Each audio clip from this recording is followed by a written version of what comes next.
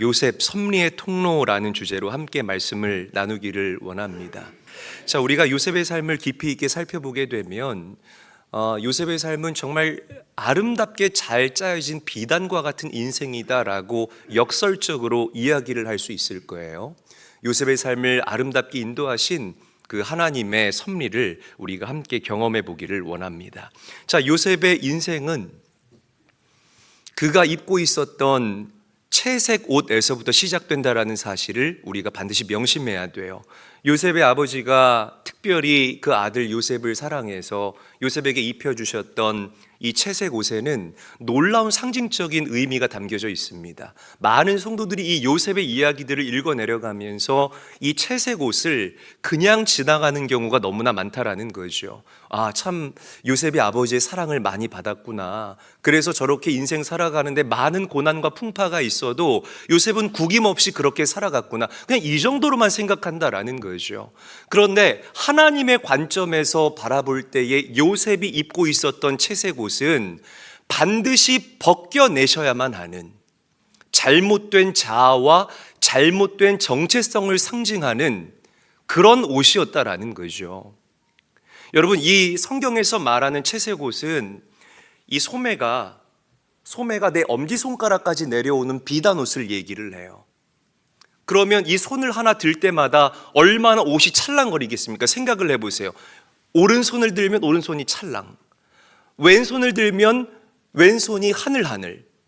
얼마나 예뻐요. 그리고 또 이 채색 옷은 이 밑단이요, 발목까지 내려오는 그런 아주 긴 옷입니다. 그러니까 한번 상상을 해보세요. 채색 옷을 입은 요셉의 모습을 상상하면 옷이 막 좌르르 흘렀을 거예요. 옷을 꼭 맞게 입는 분들보다 옷을 흐르게 입는 분들이 진짜 멋있게 옷 입는 분들입니다. 자, 그러면 여러분들에게 질문 드려볼게요. 요셉이 입고 있던 이 채색 옷은 노동하기에 적합한 옷일까요? 아니면 적합하지 않은 옷일까요? 적합하지 않은 옷이죠. 왜냐하면 소매도 걸리적거리고 이 밑단도 발목까지 길게 내려오는 옷이기 때문에 노동하기에 적합한 옷이 아니라는 거예요. 그럼 이 요셉이 형들은 날마다 뙤약볕에서 정말 양을 치고 열심히 삽질을 하고 열심히 노동을 하고 있는데 그 옷을 하늘하늘거리면서 형들 사이를 막 거니는 거예요. 형 일하고 있네? 열심히 해. 덥겠다. 말이라도 하지 말든가. 그렇지 않아요? 그럼 형들이 볼 때에 얼마나 요셉이 꼴보기 싫었겠습니까? 정말 그 채색 옷을 하늘하늘 휘날리면서 여기저기 거니는 그 요셉의 모습을 볼 때마다 그 요셉의 모습이 눈에 가시처럼 그렇게 여겨지지 않았을까라고 저는 생각을 해봐요. 자, 유진 피터슨 목사님이 이런 얘기를 했어요. 우리에게 붙어있는 장식품이 우리 자신을 대체할 때 우리의 영혼은 질식하기 시작한다라는 이야기를 했습니다. 너무 훌륭한 표현이죠. 저는 이분의 의견에 정말 400%, 500% 동의합니다. 요셉이 입고 있었던 그 요셉의 채색 옷은 아버지의 편애와 그리고 아버지의 사랑이 만들어낸 요셉의 가짜 자아였다라는 거죠. 요셉의 무엇이었다고요? 요셉의 무엇이었다? 가짜 자아. 요셉이 하나님 손에 붙들린 인생이 되어서 정말 장차 오실 예수 그리스도를 예표하는 그런 섭리의 통로로 살아가기 위해서는 하나님께서 아버지의 편애와 아버지의 사랑이 만들어낸 이 채색 옷이라는 가짜 옷을 완벽하게 벗겨버리시고 하나님의 옷을, 그 은혜의 옷을 요셉에게 입혀주셔야만 했다라는 것입니다. 할렐루야. 믿으시는 분만 아멘 합시다. 그래서 하나님께서 요셉의 채색 옷을 벗기셨어요. 어떻게? 형들이 요셉의 채색 옷을 갈갈이 찢어버리지 않았습니까? 참 채색 옷이 갈갈이 찢겨버리는 이 사건은 우리도 충격적이죠. 요셉 당사자에게는 얼마나 큰 충격적이고 정말 트라우마가 될 만한 그런 사건인지 모르겠어요. 그러나 역설적으로 하나님의 관점에서 바라볼 때에 이는 하나님께서 요셉의 잘못된 자아를 벗겨버리시고 하나님의 은혜, 하나님의 사랑, 정말 고대 근동 지방의 이 7년 흉년을 책임지고 많은 영혼을 구원하는 그 구원자의 옷을 입히시는 하나님의 준비 기간이었다라는 사실을 우리가 명심할 수 있어야 된다라는 것입니다. 여러분, 요셉이요, 형들에 의해서 구덩이에 던져지게 되고 애굽으로 팔려가게 되죠.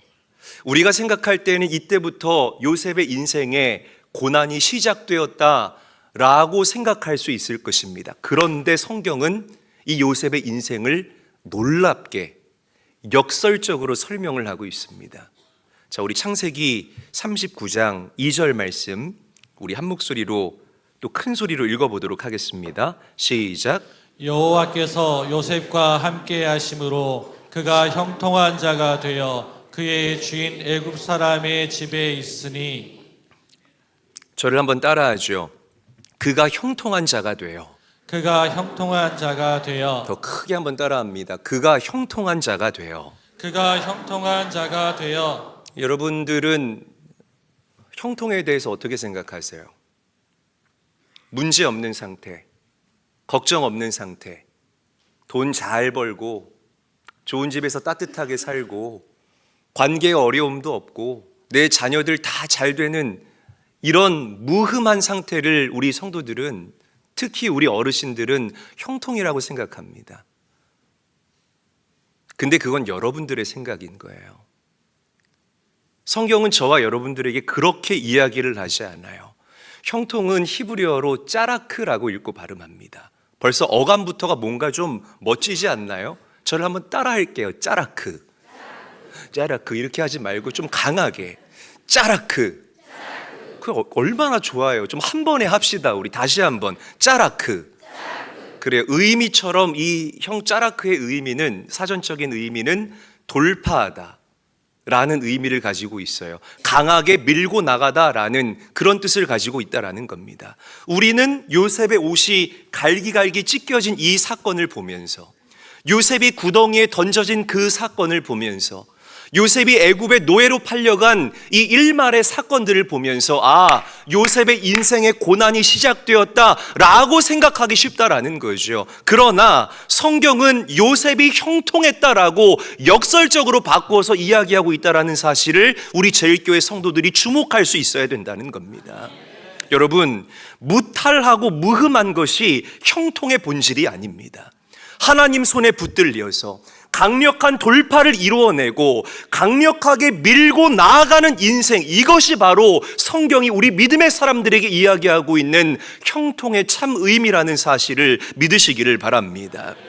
요셉이 형들에 의해서 노예로 팔려간 것, 이것이 하나님의 계획이라면, 이것이 하나님께서 만들어 놓으신 하나님의 뜻이라면 그것은 고난이 아니라는 거예요.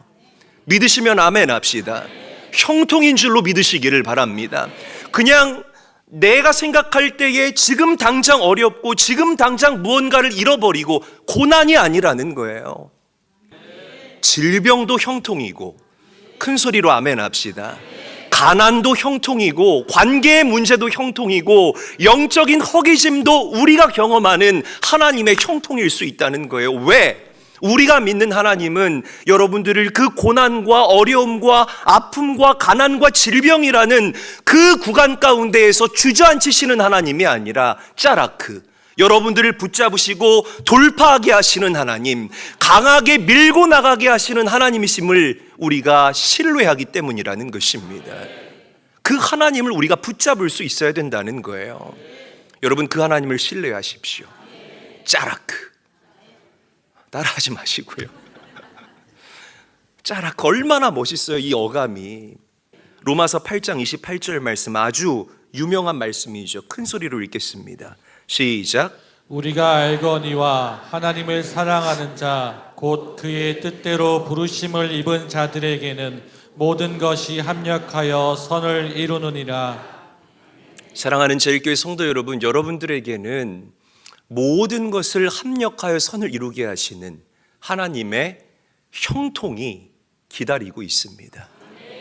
이 진리를 믿으시고 오늘도 어려움의 구간 가운데에서 허우적거리는 우리 사랑하는 제일교회 성도님들, 나를 당기시는 그 하나님의 손길을 바라볼 수 있는, 그 눈이 열릴 수 있는 은혜가 여러분들과 함께 계시기를 우리 구주 예수님의 이름으로 간절히 축원합니다.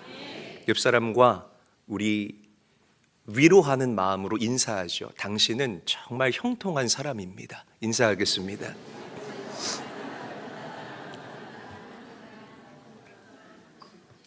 자, 우리가 요셉의 이야기를 계속 읽어 나가다 보면 한 가지 불편한 진실을 마주하게 되죠. 요셉은 누구를 만나든 무엇을 하든지 간에 항상 하나님 앞에서 행하듯 그렇게 살았던 사람이에요. 이것을 라틴어로 코람 데오라고 이야기한다라고 제가 정말 수도 없이 이야기를 했죠. 코람 데오, 하나님 앞에서, 하나님 존전 의식이라는 뜻인 겁니다. 그런데 결과가 어땠나요? 결과는 늘 좋지 않았어요. 늘 좋지 않았어요. 하나님 앞에서 행하듯 그렇게 성실하고 신실하게 살았는데 결과가 좋지 않았다는 겁니다. 그날도 요셉이 열심히 일하는데 보디발 장군의 아내가 요셉을 막 유혹하는 거예요. 요셉, 등이 간지러운데 이게 와서 등 좀 긁어줘. 여기 등이 손이 안 닿는데 막 요셉을 유혹하는 겁니다. 그러니까 요셉이 뭐라고 해요? 내가 어떻게 하나님 앞에서 죄를 범할 수가 있겠습니까? 그 유혹의 자리를 박차고 떠나버린다는 겁니다. 그런데 그렇게 하나님 앞에서 행하듯 행했는데 결과가 어땠습니까? 감옥에 갇히게 되는 참 좋지 못한 결과가 요셉에게 주어지게 됩니다. 여러분, 많은 성도들이요, 신앙생활 자판기처럼 하려고 그래요. 그냥 헌금이라는 동전 넣고 헌신과 봉사라는 버튼 누르면 축복이라는 캔이 퉁 하고 나와야 된다, 이렇게 생각하는 사람들 너무나 많아요. 이런 가치와 이런 신앙생활의 모습을 기복적 신앙생활이라고 이야기를 합니다. 그저 복, 하나님 복 주세요, 복 주세요. 기복신앙인 겁니다. 우리네 인생의 가장 큰 축복은 우리가 예수 믿고 구원받았다라는 것이에요. 할렐루야. 예수의 영이신 성령 하나님께서 지금도 여러분들 안에 내주하시고 여러분들과 교통하시고 우리와 임마누엘 함께하고 계신다는 것이 우리가 누리는 복 중의 복이라는 사실을 믿으시기를 바랍니다. 이 기독교 신앙의 본질이 바로 이런 것이라는 거죠. 요셉은 언제 어디서나 하나님 앞에서 행하듯이 그 인생을 살았습니다. 그런데 결과적으로 볼 때에 요셉은 감옥에 갇히게 됐다는 것. 우리나라 고유의 음식 중에 가장 대표적인 음식이 뭐죠? 김치죠. 네, 어려운 질문 아니잖아요. 지금이야 이 김치 냉장고가 있기 때문에 이렇게 잘 김치를 담아서 냉장고에 집어넣어 놓으면 김치가 잘 숙성이 됩니다. 그런데 제가 어릴 때만 해도 저한테 이렇게 좀 잘 어렴풋이 기억이 나는데, 제가 교회 사택에서 살았거든요. 교회 안에 있는 사택에서. 그런데 교회마다 이렇게 구덩이가 있었어요. 그게 뭐냐면 김치를 담아서 묻어 놓는 그 김장독이었어요. 이 김장독에 들어간 김치는 참 유난히 시원하고 맛있었던 그런 기억이 납니다. 어린 제가 저희 어머니한테 그렇게 질문했던 기억이 나요. 엄마, 왜 우리 집 김치에서는 사이다 맛이 나냐고. 그러니까 너무 김치가 잘 익으니까 김치에서 이렇게 톡 쏘는 그런 사이다 맛이 난 거죠. 김치가 익으려면 어떻게 해야 되죠? 먼저 소금에 절여지게 되고 양념이 잘 구석구석 발라져야 되고, 그렇게 잘 발라진 그 김치가 숙성독 안으로 들어가서 추운 겨울을 지내야만 그 숙성독 안에서 유산균이 피어나면서 김치가, 입맛 다시지 마세요. 네, 김치가 그렇게 익어가는 거예요. 입맛 다시라고 드리는 얘기가 아니에요. 우리 인생을 비유하면서 이야기하는 겁니다. 자, 요셉의 인생이 이와 같았던 거예요. 요셉에게는 필연적으로 이 감옥에서의 시간이 필요했다는 거죠. 혈기왕성했던 이 자아가 숨이 죽고, 그렇게 하나님을 갈망하는 이 은혜의 양념이 요셉에게 비벼지게 되고, 그렇게 감옥에서의 긴 시간, 추운 시간, 어둠의 시간들을 요셉이 견뎌냈을 때에 마침내 독뚜껑이 열리게 되면서 애굽의 총리라는 그 인격적으로 완성된 요셉이 세상에 데뷔하게 되는 놀라운 역사가 일어나게 됐다라는 것입니다. 여러분, 이 하나님의 숙성 과정을 찬양하시기를 주의 이름으로 간절히 축원합니다. 한번 저를 따라하죠. 하나님의 숙성을 찬양하자. 저도 목회 초반에 정말 제 스스로가 막 이 김장독을 박차고 나오고 싶었어요. 하나님, 왜 제가 이렇게 어려워야 됩니까? 하나님, 왜 저에게는 하나님의 때가 이렇게 늦게 찾아옵니까?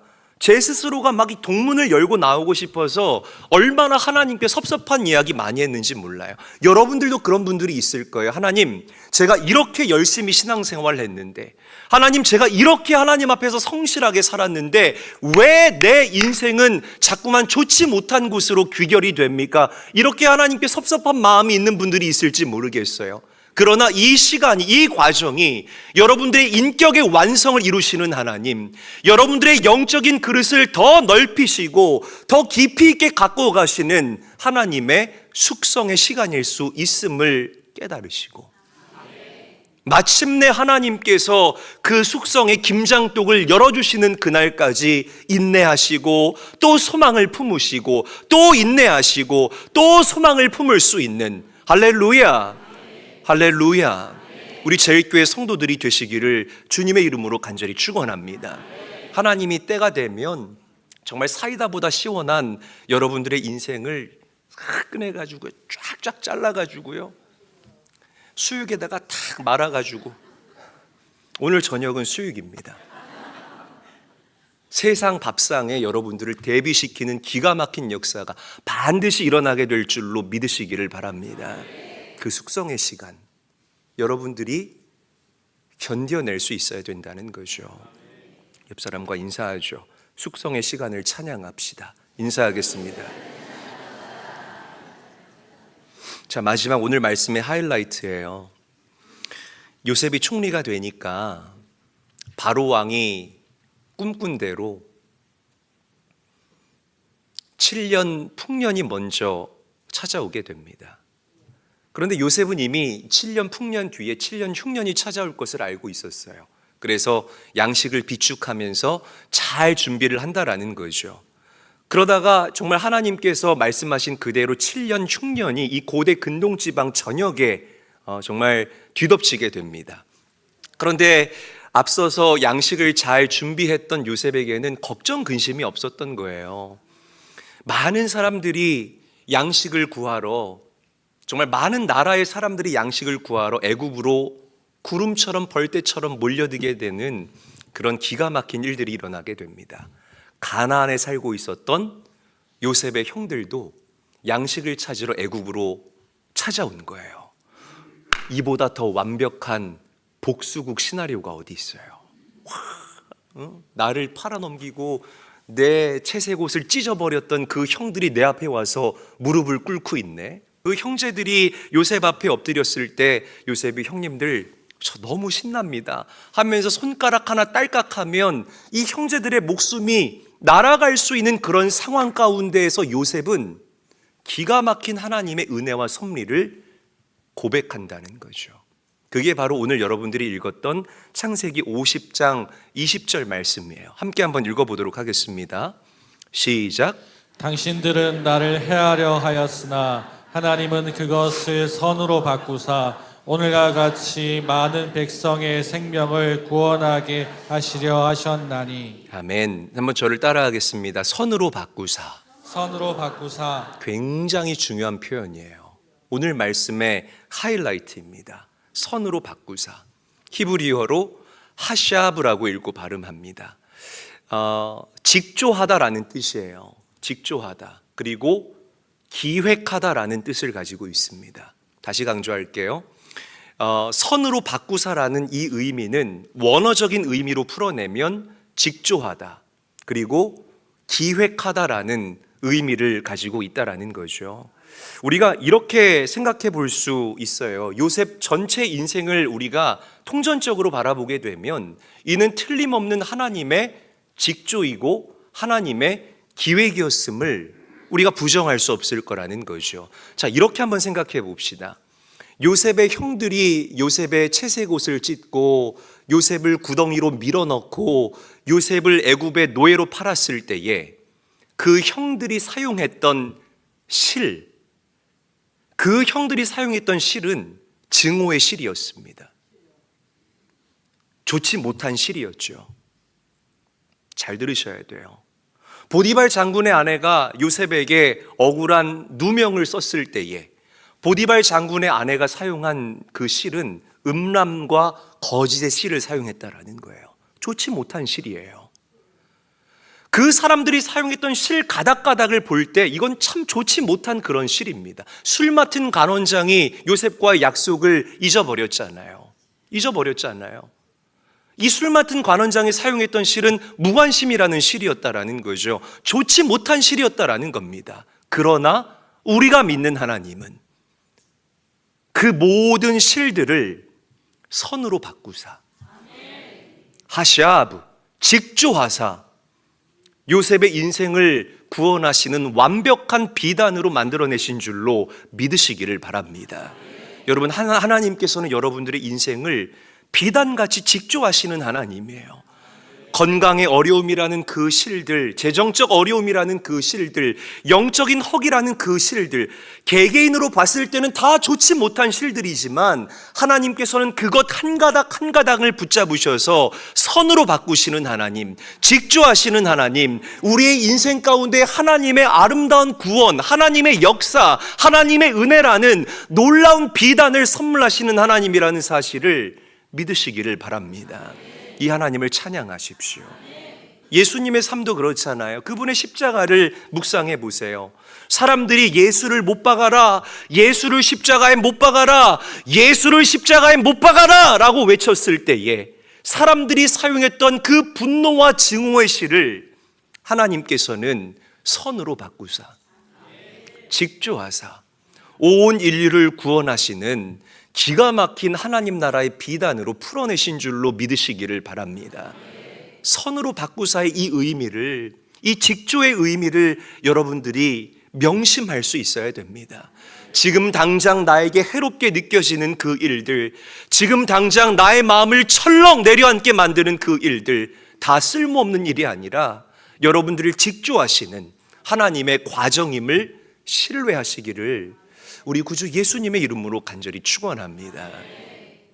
야, 진짜 내 인생은 형체도 알아볼 수 없을 만큼 너무나 매듭도 불분명하고 이게 뭘 표현하는지도 모르겠는 그런 구간들을 지나고 계신 성도님들이 계실지 모르겠습니다.